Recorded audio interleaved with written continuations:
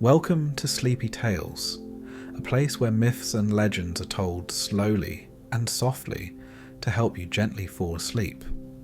Before we begin, I'd love for you to share where you're from and what time it is where you are. It's always fascinating to see how far these stories travel. And if you enjoy relaxing stories, don't forget to subscribe and hit the bell icon so you never miss a night of our peaceful tales. Now, settle in, relax, and drift off to tonight's bedtime story. Greek mythology is crowded with heroes who wrestled lions, defied kings, and made a habit of offending gods. Yet few embodied both triumph and tragedy as fully as Theseus.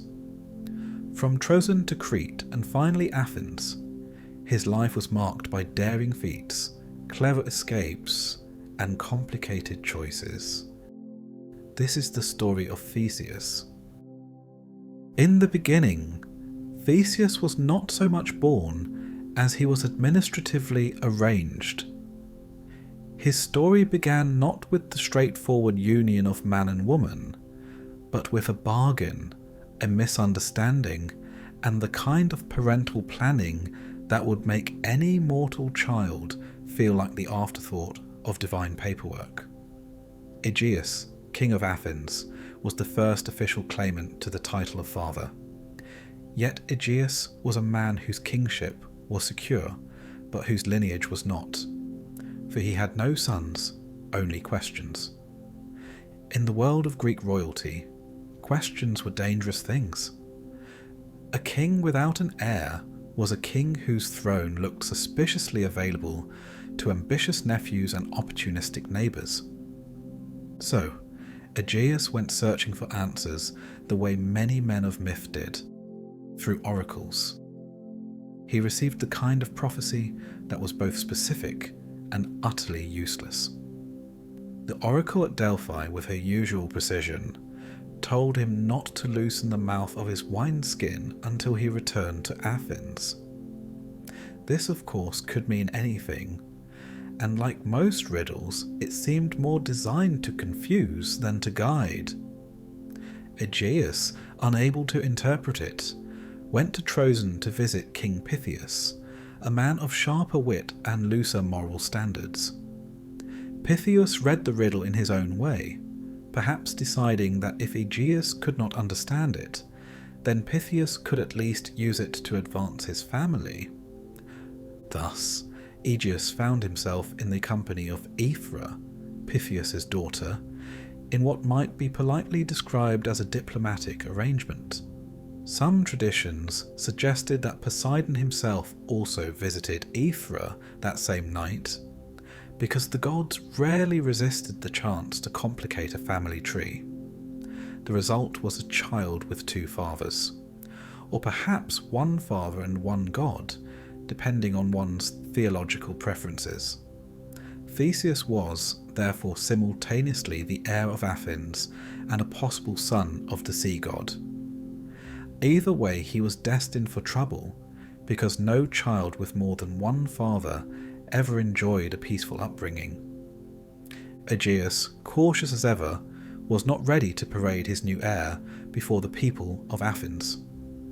Instead, before returning to his city, he hid tokens beneath a heavy rock, a sword and a pair of sandals. These would serve as proof of lineage, a test of strength and legitimacy. He instructed Aethra that only when the boy was strong enough to lift the rock should he be sent to Athens to claim his birthright. In the meantime, Theseus would grow up in Trojan, a quiet town far from the scheming courts of Athens, where a boy could develop his muscles without immediately being poisoned by jealous rivals. Thus, Theseus's childhood was spent in an environment more provincial than royal. He was not raised with the luxuries of a palace, but with the subtler gifts of obscurity. He learned to wrestle, to run, to ride, and to fight. for no Greek education was considered complete without the possibility of violence. He trained among other boys who would never rule a city, but who would at least make fine sparring partners. He grew tall, strong, and determined, qualities that pleased his mother but worried her as well. For she knew that the day he outgrew Trozen, the shadow of Athens would come calling. The boy did not lack for ambition. Whether it was the mortal blood of Aegeus or the divine salt water coursing from Poseidon, Theseus grew restless in a small town. He listened to tales of heroes who defined themselves by their journeys, men who were more than their father's sons, men who took their place in history by challenging the impossible. The hidden sword and sandals beneath the rock became more than a test. They became a riddle of identity. Who was he? Just another prince in exile, or the heir to something greater? Inevitably, the day came when Theseus, already broad of shoulder and impatient of spirit, turned to the rock. It had loomed in his childhood as both obstacle and invitation, a silent guardian of his future. With a strength born of determination rather than divine intervention, he lifted it, and beneath he found the sword and sandals his mother had spoken of. The sword gleamed with promise, though dulled by the dust of years. The sandals were plain, but carried the weight of legitimacy. Together, they announced him not as the boy of Trozen, but as the son of Athens. Aethra, though proud, must have felt the pang of a mother who knows that once her child claims his inheritance, he is no longer hers. Theseus, however, thought less of sorrow and more of destiny. The journey to Athens was inevitable, for a sword under a rock is a summons no hero can ignore. He strapped on the sandals, took the weapon in hand, and declared, if not aloud, then in the certainty of his own heart, that he was ready. Yet the path to Athens was not a simple matter of walking into the city and announcing his birthright. There were choices to be made, and choices in myth are never trivial. He could take the sea, a safer journey that would deliver him swiftly to his father. Or he could take the land route, longer and filled with dangers that most men would avoid. The easy way was tempting, the dangerous way was heroic. And Theseus, restless for more than sandals and swords, hungered for a proving ground. Thus, he prepared not only for reunion, but for trial. Athens lay ahead, but between Trozen and its city stretched a road littered with violence, cruelty, and names that would soon be remembered only as obstacles conquered. The boy who had lifted the rock was now a young man ready to lift the burden of expectation. He set his face toward Athens, toward destiny, and toward the series of blood-stained landmarks that would forever mark his legend. And so, Theseus stepped forward from the quiet life of obscurity into the roar of myth, carrying a sword, a pair of sandals, and the weight of two fathers. What he did not yet know was that heroes are rarely remembered for arriving home safely. They are remembered for the carnage left along the way.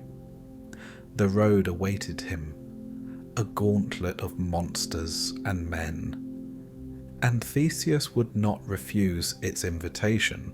The sea route to Athens was, by every sensible measure, the better choice.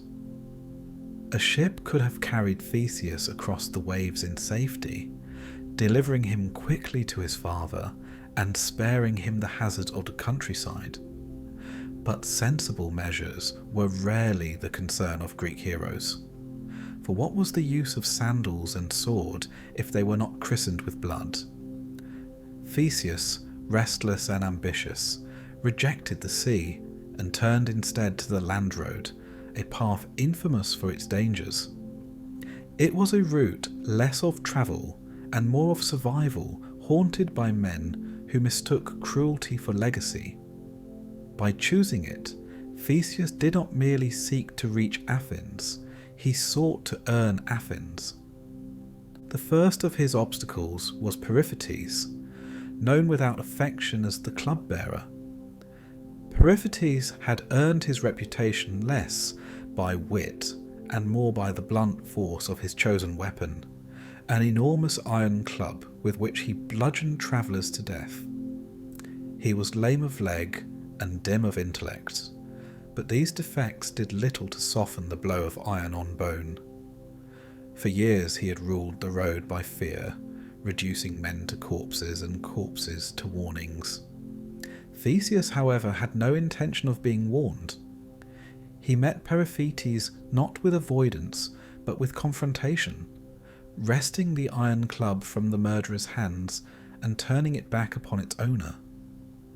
Periphetes fell to the very brutality he had inflicted on others, and Theseus claimed the club as his own, a trophy that marked the beginning of his transformation from obscure prince to celebrated avenger. If Periphetes represented blunt cruelty, then Sinis the Pine-bender offered innovation in savagery. Sinis preferred trees to iron, using his strength to bend massive pine trunks to the ground. His victims were tied to these trees, which when released would snap back upright, tearing bodies apart with grisly efficiency. To encounter Sinis was to become less a human and more a problem in physics. Yet for all his strength, Sinis discovered that cruelty is a poor substitute for resilience. Theseus matched his method to his man, binding the brigand to his own pine trees and allowing them to deliver the justice they had so long been forced to serve. The death was as ironic as it was inevitable, and the road was cleansed of one more grotesque landmark. Further along lay the Crommyonian sow, a beast as much myth as flesh. The creature was no ordinary pig, but a monstrous animal said to be the offspring of Typhon and Echidna, as though the gods themselves had grown bored of snakes and lions and decided to experiment with livestock. The sow had terrorized the region around Crommyon, rooting through fields and lives alike, its tusks carving destruction. Theseus, unlike farmers who had fled in despair, met the beast head-on. The battle was more spectacle than contest, ending with the sow slain and the countryside relieved. In killing the beast, Theseus not only removed a terror, but also demonstrated that his heroism was not limited to human villains. Man or beast, he would meet them all with the same unyielding resolve.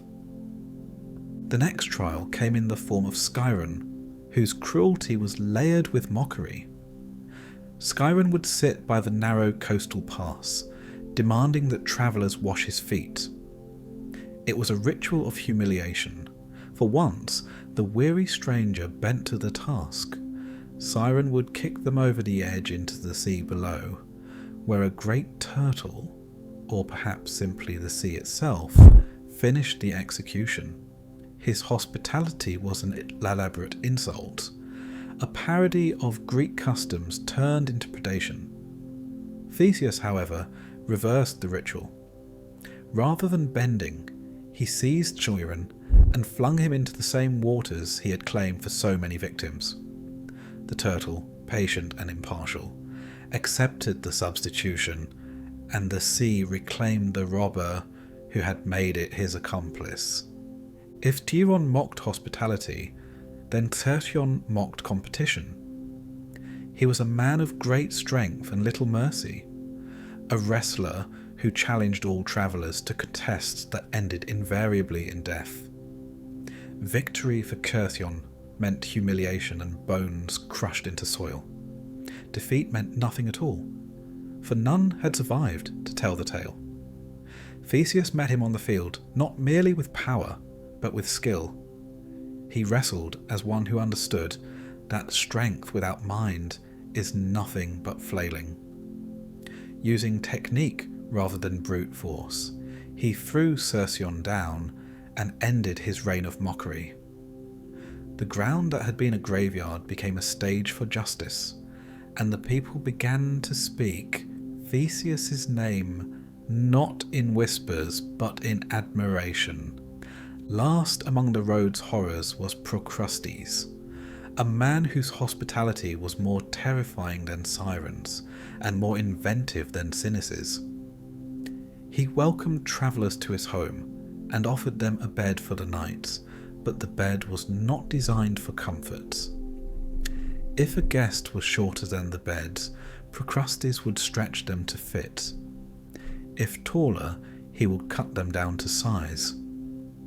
It was an innkeeper's parody of equality, a literal enforcement of conformity that left behind mutilated corpses. Theseus, with the calm logic of myth, subjected Procrustes to his own device. The bed received its master, and at last its grotesque standard was satisfied. By the time Theseus had walked the length of that cursed road, it was no longer cursed. Each death was not merely an act of violence, but an act of purification. Where once the land had been dominated by cruelty, it was now cleared by justice, or at least the hero's version of it. The road to Athens, once infamous, had been transformed into a monument to Theseus's strength. Word travelled quickly in Greece, faster even than the young hero's sandals could carry him. Farmers spoke of fields safe again from beasts, merchants spoke of roads open once more to trade, and ordinary travellers told of a prince who had made himself a hero not by birthright but by bloodshed. Athens, a city forever hungry for stories of deliverance, was already preparing to welcome him, though they did not yet know him as son and heir, and Theseus, walking steadily forward, did not slow. For the cleansing of the road was not the end of his journey, but only the prelude. He had carved his identity in the bodies of brigands, but in Athens awaited politics, poisons, and plots of a subtler kind. To be a hero on the road was one thing, to be a prince in a city was quite another. Theseus, however, carried with him more than a sword and sandals now. He carried a reputation sharpened on the spine of cruelty, and a certainty that he was destined for more than mere arrival. Athens was not the end of Theseus's journey, but it was the place where his trials shifted shape.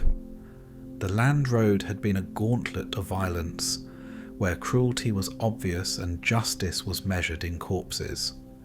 The city, however, was a more treacherous labyrinth, one constructed not of stone, but of ambition.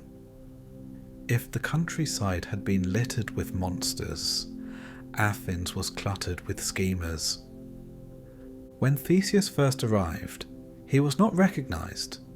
To the citizens of Athens, he was simply another traveller, dusty from the road, carrying a sword that might have been stolen and a confidence that might have been arrogance. He had no herald to announce him, no retinue to lend him the dignity of lineage. Athens had seen men claim many things, and without proof, Theseus was only a stranger with strong shoulders and sharper intentions.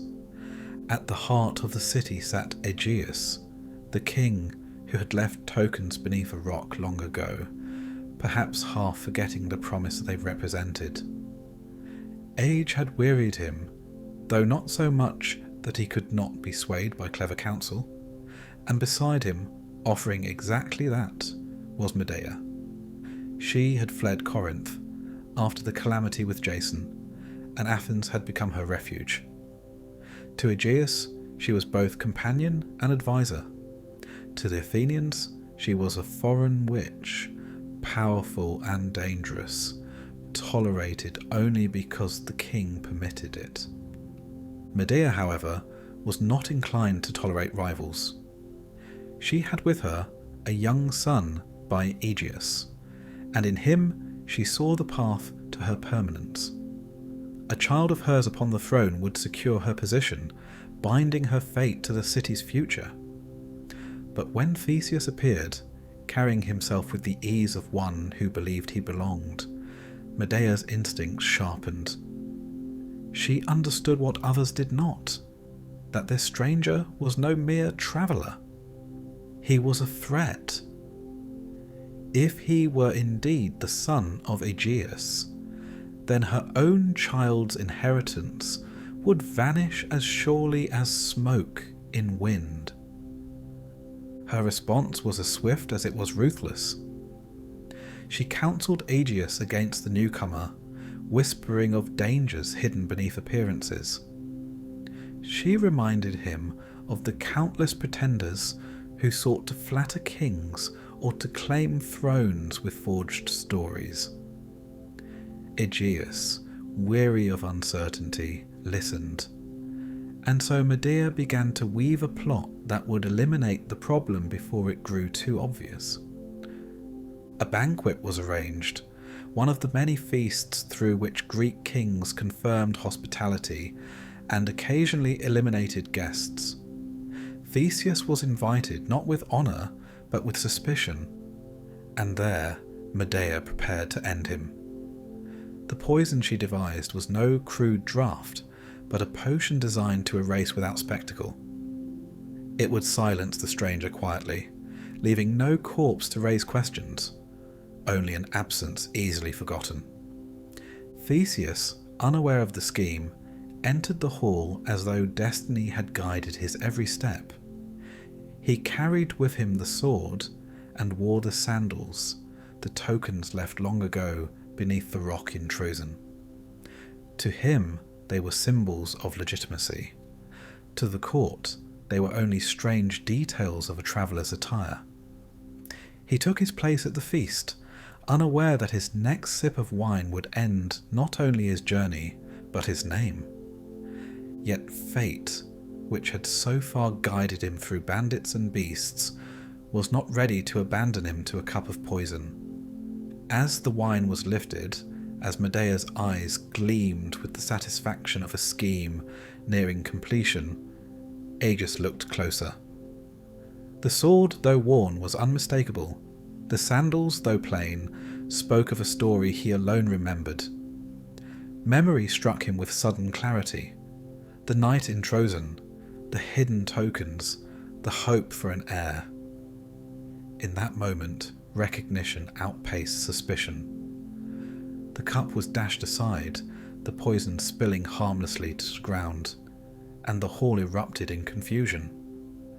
Aegeus claimed Theseus as his son, his heir, the Prince of Athens. Medea, caught in her own plot, had no recourse but flight. She gathered her child and vanished from the city, departing with the same swiftness that had marked her arrival. For Athens, her exile was both relief and necessity. For Theseus, it was the removal of his first political rival. No blood was shed this time, but the victory was no less decisive. The city, ever eager for spectacle, quickly embraced the new heir. Word of his deeds on the road had preceded him, tales of bandits slain and monsters defeated.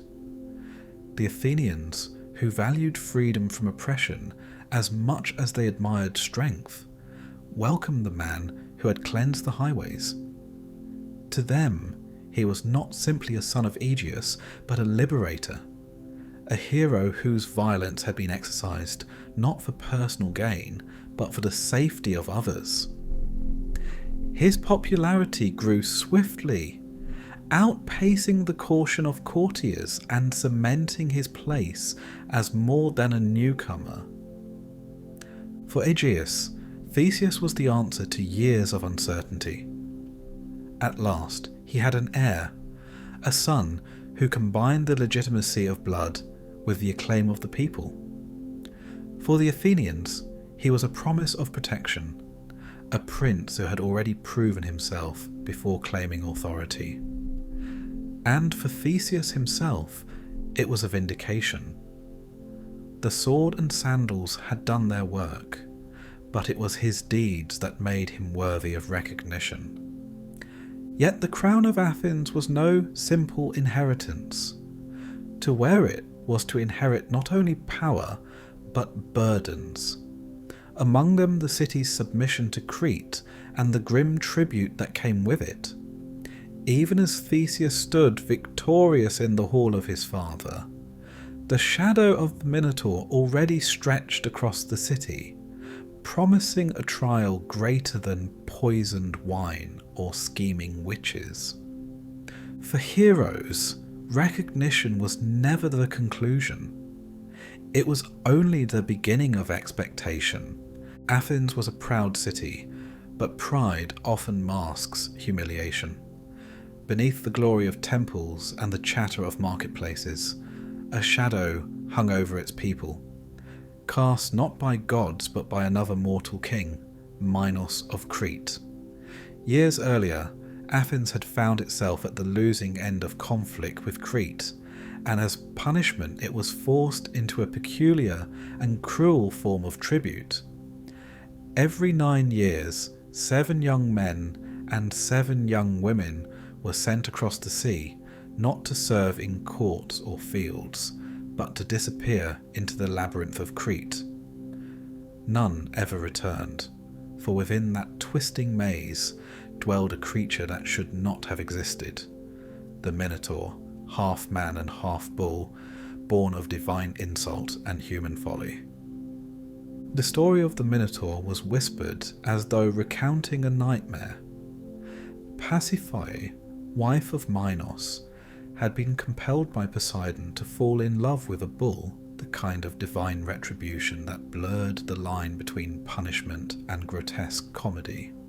From this unnatural union came the Minotaur, a being whose appetite was as monstrous as his form. Unable to kill the creature, yet unwilling to parade his shame, Minos ordered the master craftsman Daedalus to construct a prison worthy of legend. The labyrinth rose, not as a mere building but as a riddle in stone, its passages folding back upon themselves until escape became less a possibility and more a joke. The Minotaur was set within it, a living reminder that the gods enjoyed their cruelty most when mortals were forced to tidy up afterward. For Athens, the tribute was both humiliation and horror. Every 9 years, families wept as their children were chosen, their fates sealed before they even stepped on the ship. It was less a political tax and more a ritualized bleeding, draining both pride and future from the city. When the time came again during the reign of Aegeus, Athens braced itself for grief. But in the midst of despair, Theseus stepped forward. He did not volunteer with quiet nobility. He proclaimed it as though destiny demanded no less. To him, the tribute was not a tragedy to endure, but an opportunity to erase Athens' shame. Where others saw a labyrinth from which no one returned, Theseus saw a challenge designed for him alone.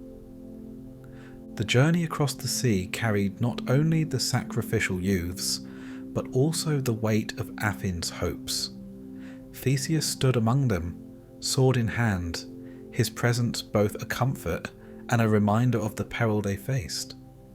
Crete awaited, its island shores crowned with palaces, its king eager to display the submission of Athens before his court. Minos, who had long since grown accustomed to the ritual, saw nothing unusual in this new batch of tribute.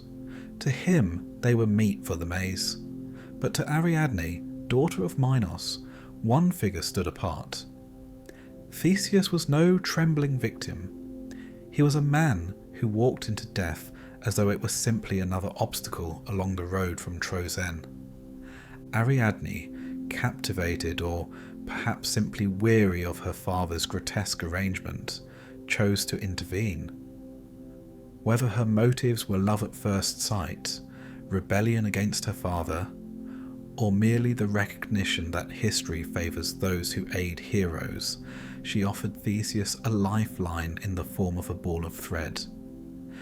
It was an object both humble and miraculous. In a place designed to confuse, the thread was a map waiting to be drawn, a promise that escape was not only possible, but assured if one had the courage to enter. Heroes may carry swords, but often it is string that saves them. The descent into the labyrinth was less a march than a surrender. Stone walls rose high, twisting in endless patterns, silence broken only by the distant echoes of something that was neither man nor beast. Theseus, however, advanced with the calm certainty of one who had faced horrors before. The thread unwound behind him, a fragile tether to life, while ahead waited the monster whose existence had demanded years of sacrifice. When the Minotaur finally appeared, it was not with subtlety. The creature was the very embodiment of contradiction, the muscular body of a man crowned by the horned head of a bull, eyes glaring with an intelligence twisted into hunger. It charged with fury born of confinement, but Theseus met it not as a victim, but as an executioner. The battle was brutal, a contest of strength and will, but the outcome was never in doubt. Theseus fought as one whose victory had already been written, and with his sword he struck the fatal blow. The Minotaur fell, its monstrous bulk crumpling into the dust of the maze, and with it ended the nightmare that had haunted Athens for generations. Following the thread, Theseus and the surviving youths emerged from the labyrinth. To the Athenians, it would be told as deliverance. To the Cretans, it was betrayal. For Ariadne, it was a beginning, for she fled with Theseus as he departed Crete, leaving behind her father's wrath for the promise of a new life. The escape across the sea seemed to carry not only people, but entire histories, as though Athens itself had been reborn. Yet heroes rarely leave their tales unblemished. On the island of Naxos, Ariadne's journey came to an abrupt and cruel conclusion. Whether abandoned deliberately by Theseus, or left by accident in the confusion of divine intervention, the result was the same. The woman who had made victory possible was discarded. Some say Dionysus claimed her as his own, others say Theseus simply sailed away without looking back. Whatever the truth, Ariadne's abandonment cast a shadow across the gleaming triumph of the Minotaur's death. For Athens, Theseus would be celebrated as saviour, the man who ended the tribute and struck down the beast. For Ariadne, he was a hero only until he was not, a reminder that glory often walks hand in hand with betrayal. The thread that had saved Theseus in the labyrinth did not extend to loyalty upon the open sea. The moral ambiguity of heroism lay bare in this act. Theseus had slain a monster, freed his city, and carved his name into legend. Yet he had also left behind the woman who had made it possible. Heroism, as the Athenians would come to understand, was rarely clean. It was a pattern of triumphs stained by choices, victories shadowed by regrets.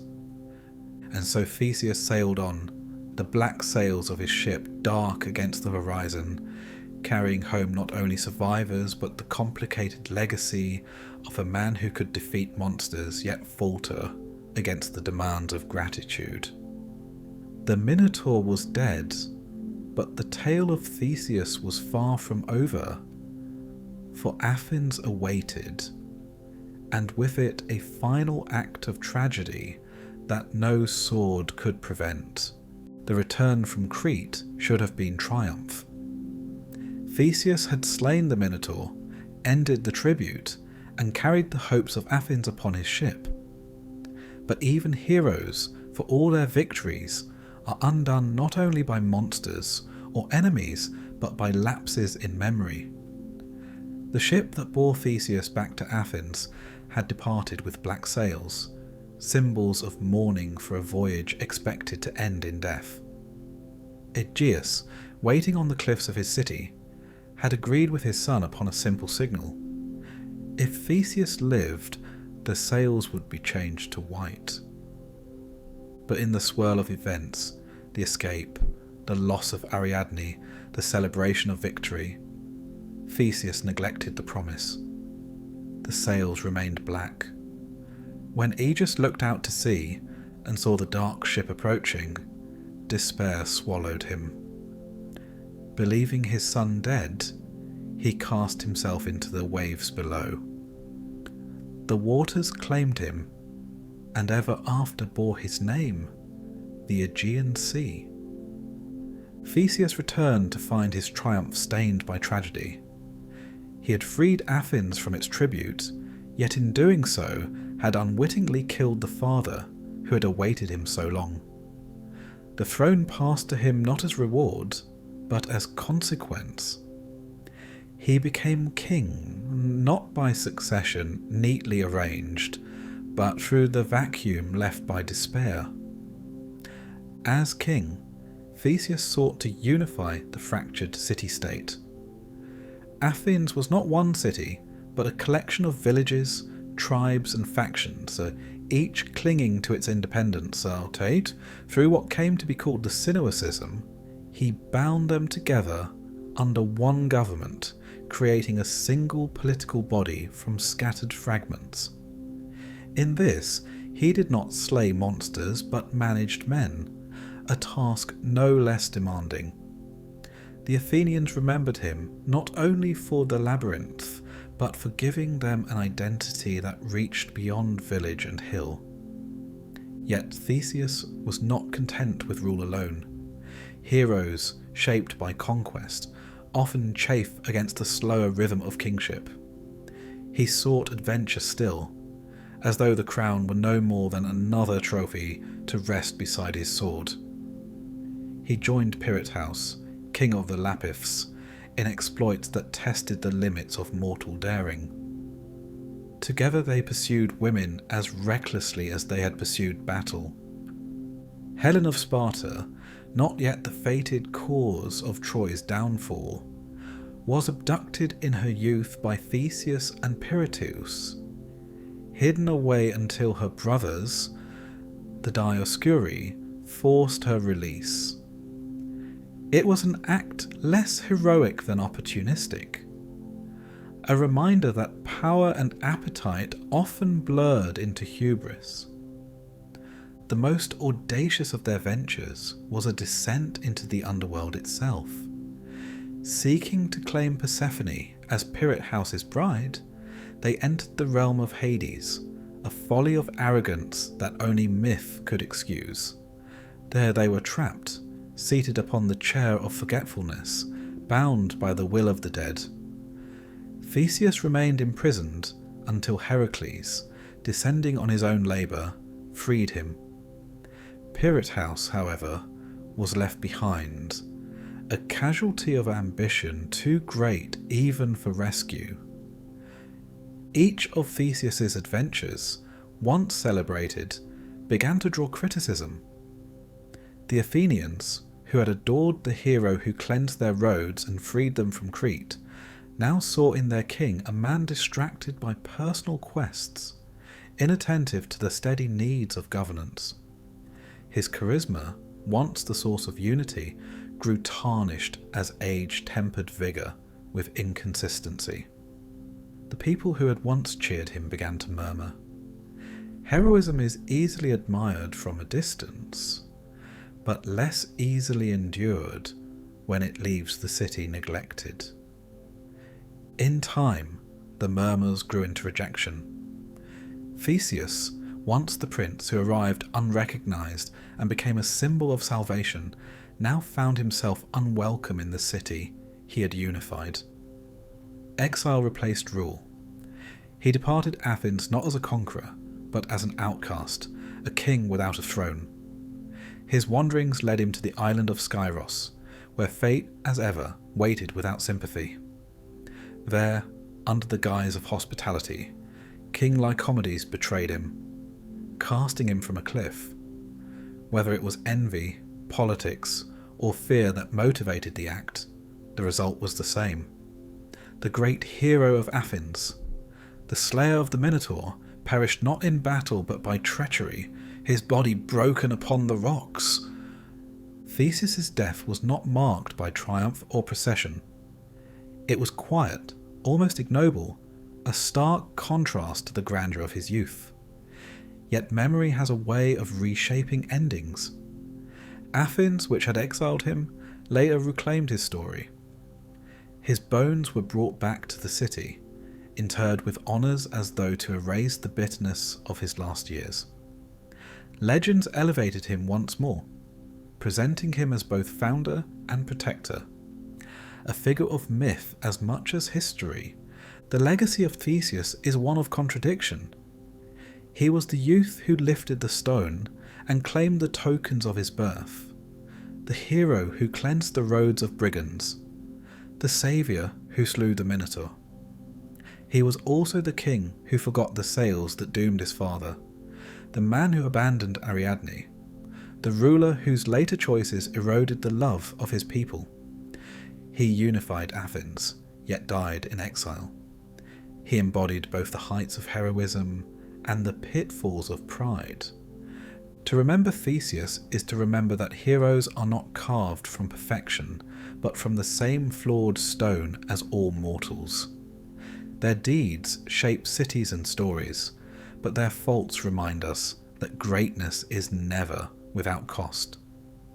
Athens, in honouring him, did not erase his failures, but absorbed them, making him a mirror of its own nature.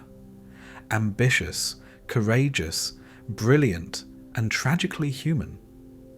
And so Theseus remains, not only in tales of monsters slain and cities united, but in the uneasy truth that even heroes cannot escape the weight of their own choices.